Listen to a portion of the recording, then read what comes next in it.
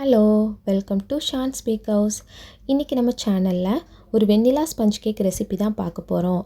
பேசிக்காக ஒரு sponge cake எப்படி பண்ணலாம் அப்படிங்கிறதான் நான் இன்றைக்கி டீட்டெயிலாக உங்களுக்கு சொல்லித்தர போகிறேன். நான் இன்றைக்கி இது 1.5 கிலோக்கான மெஷர்மெண்ட் எடுத்திருக்கேன். இது எப்படி பண்ணலாம் அப்படிங்கிறத பார்க்கலாம். அதுக்கு முன்னாடி நம்மளுடைய சேனலை சப்ஸ்கிரைப் பண்ணாமல் இருக்கீங்க அப்படின்னா மறக்காமல் சப்ஸ்கிரைப் பண்ணிக்கோங்க. இது பண்ணுறதுக்கு ஒரு பவுலில் அரிப்பு வச்சுருக்கேன். அதில் 1.5 கப் மைதா மாவு, 1/2 டீஸ்பூன் பேக்கிங் பவுடர்,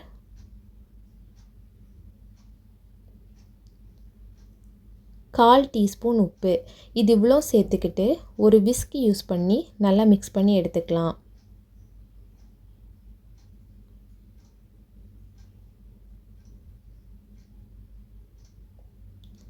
இந்த மாதிரி ஒரு தடவை அரிப்பை யூஸ் பண்ணி மிக்ஸ் பண்ணதும் விஸ்க் யூஸ் பண்ணி நம்ம அரிச்சு வச்சுருக்கிற மாவை நல்லா மிக்ஸ் பண்ணி ஒரு ஓரமாக வச்சுக்கலாம்.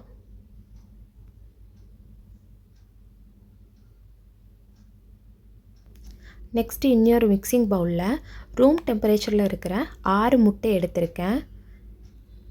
இப்போ நீங்கள் கேக் பேக் பண்ணுறீங்கன்னா எடுக்கிற இன்க்ரீடியன்ட்ஸ் எல்லாமே ரூம் டெம்பரேச்சரில் இருக்கணும். இப்போ முட்டை ஃப்ரிட்ஜில் இருக்குது அப்படின்னா ஒரு 1/2 அன் ஹவர் முன்னாடி எடுத்து வெளியே வச்சுக்கிட்டு அது ரூம் டெம்பரேச்சரில் ஆனதுக்கப்புறமா யூஸ் பண்ணிக்கோங்க. இப்போ இந்த முட்டையில் நான் 1.5 டீஸ்பூன் அளவுக்கு வெண்ணிலா எசன்ஸ் ஆட் பண்ணிக்கிறேன்.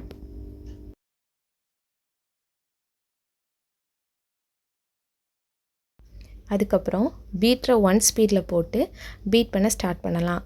நீங்கள் முட்டை பீட் பண்ணுறீங்க அப்படின்னா எப்போவுமே 1 ஸ்பீடில் போட்டு தான் பீட் பண்ணணும். எடுத்ததுமே ஹை ஸ்பீடில் போடாதீங்க. ஹை ஸ்பீடில் போட்டிங்க அப்படின்னா முட்டை நல்லா ஃப்ளஃபியாக பீட் ஆகி வராது.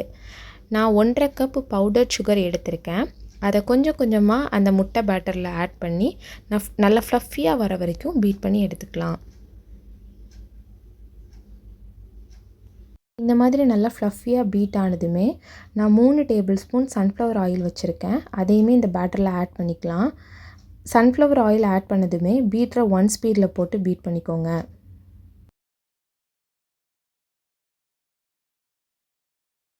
இப்போ பாருங்கள் நம்மளுடைய பேட்டர் எவ்வளோ ஃப்ளஃபியாக பீட் ஆகி வந்திருக்குன்னு.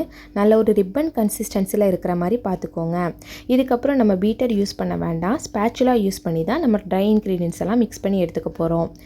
இப்போ இதில் நம்ம அரிச்சு வச்சுருக்கிற மைதாவை கொஞ்சம் கொஞ்சமாக இதில் ஆட் பண்ணி நல்லா கட் அண்ட் ஃபோல்டட் மெத்தடில் நல்லா மிக்ஸ் பண்ணி எடுத்துக்கலாம்.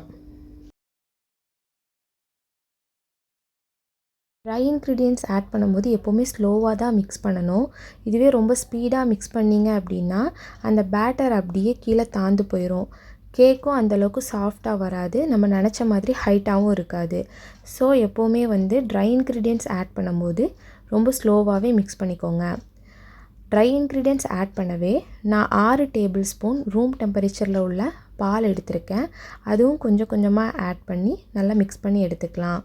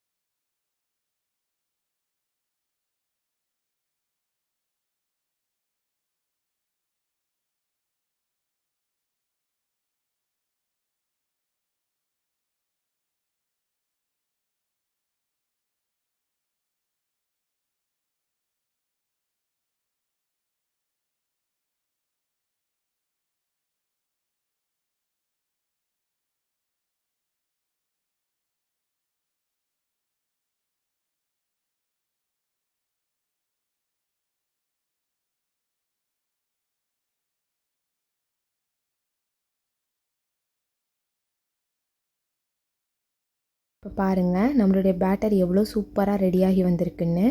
இப்போ நான் எடுத்து வச்சுருக்கிற பேக்கிங் ட்ரேயில் ஆட் பண்ணிக்கலாம். நான் இன்றைக்கி 8 இன்ச் டின்லையும் 6 இன்ச் டின்லையும் தான் ஆட் பண்ணிக்கிறேன்.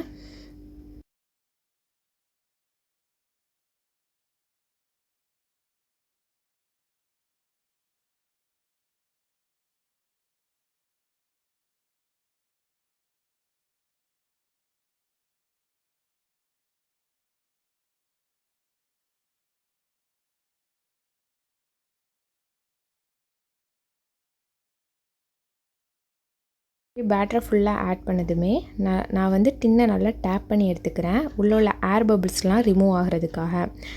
இதுக்கப்புறம் நான் ஏற்கனவே 180 டிகிரி செல்சியஸில் 10 மினிட்ஸ் அவனை ப்ரீஹீட் பண்ணி வச்சுருக்கிறேன். அதே அவனில் 160 டிகிரியில் ஒரு 35 மினிட்ஸ் பேக் பண்ணி எடுத்துக்கலாம். இப்போ பாருங்கள் நம்மளுடைய கேக் எவ்வளோ சூப்பராக பேக் ஆகி வந்திருக்குன்னு. ஸ்க்யூவரில் ஒட்டவே இல்லை. உங்களுக்கு ஒட்டுற மாதிரி இருந்துச்சு அப்படின்னா எக்ஸ்ட்ரா ஒரு 5 or 10 மினிட்ஸ் வச்சு பேக் பண்ணி எடுத்துக்கோங்க. பாருங்கள் நம்மளுடைய கேக் எவ்வளோ சாஃப்டாக சூப்பராக வந்திருக்குன்னு. இந்த ரெசிபி நீங்கள் கண்டிப்பாக ட்ரை பண்ணி பாருங்கள். ட்ரை பண்ணி பார்த்துட்டு உங்களுடைய ஃபீட்பேக்கை கமெண்ட்ஸில் சொல்லுங்கள். இது வரைக்கும் நம்மளுடைய சேனலை சப்ஸ்கிரைப் பண்ணாமல் பார்த்துட்ருக்கீங்கன்னா மறக்காமல் சப்ஸ்கிரைப் பண்ணிக்கோங்க.